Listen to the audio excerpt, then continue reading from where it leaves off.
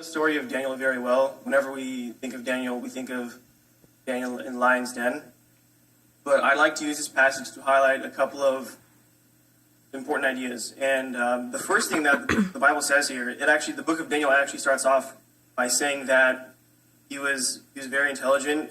They said he was handsome. That's always a plus. But they said he was very intelligent and he was well trained, ready for any type of learning. Now, having all of these things, it's well and good, but what's more important than just having these abilities is what you do with them. And now, what did Daniel do with his abilities? He served the king. He was actually so good at what he did that he served several kings. Not only did he serve Nebuchadnezzar, he interpreted his dreams and he became third ruler in Babylon.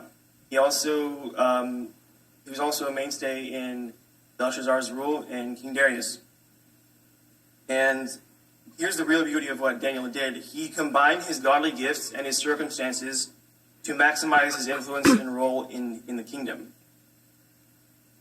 And not only that, but in his position of power, he kept his faith and his beliefs that he had learned since he was a young man. And he did not allow himself to be defiled by the society in which he lived. As we saw in the passage, it says that he didn't even eat the same food that the other members of the king's court ate. And if we think about the type of pressure that he faced, he's in a foreign land.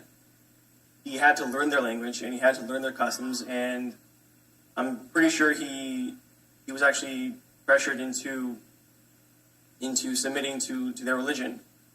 But the amazing thing about Daniel is that through all of his capture and actually advancing in his kingdom, in his society, he still kept to his beliefs and he still kept his faith in God. It's almost like we actually have a pretty similar situation. Not exactly, because we're not forced. We weren't captured here in America. America didn't capture us Romanians, but we came here and. Not only did we spoke a different language and we tried to make a living and an impact in our lives here in America. But moreover, the most important thing that we can get from this is how Daniel kept his faith in a secular society. And although the comparison is there for a different for us as Romanians coming into America, the most important comparison to draw here is that we as Christians need to keep our faith in whatever society and culture we grow up in. And that's why Daniel is probably the best example of how to live in a society that doesn't share your beliefs and your culture.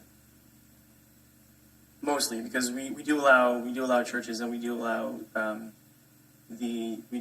America does allow us to pursue our faith.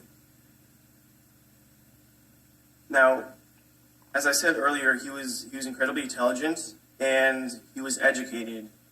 He was actually born of noble birth, so as a nobleman, you actually get a little bit better education than the average person. And even after he was captured, he spent about 3 years in the service of the king. So I'm not saying that everyone go out and get educated right now. No, education is good. It's not bad at all. But I'm saying that it's important to try to better ourselves in everything we do, in every situation that we have, so that we can better serve God. Every day we face challenges like Daniel. Not exactly the same, but similar in that we face pressures to conform and to subscribe to a secular, godless society. And the important thing to draw from this is to see how Daniel stayed who he was. He stayed faithful to his God and to his people's customs. And as we remember, he prayed 3 times a day, facing Jerusalem every day. So And I know that, for an example close to us, close to home, we've grown up in a culture that prioritizes looks, appearances, social status. I mean, everywhere you see, if you drive by on the freeway, you'll see a billboard of an advertisement probably trying to get someone to buy alcohol, or of a woman trying to seduce a young man.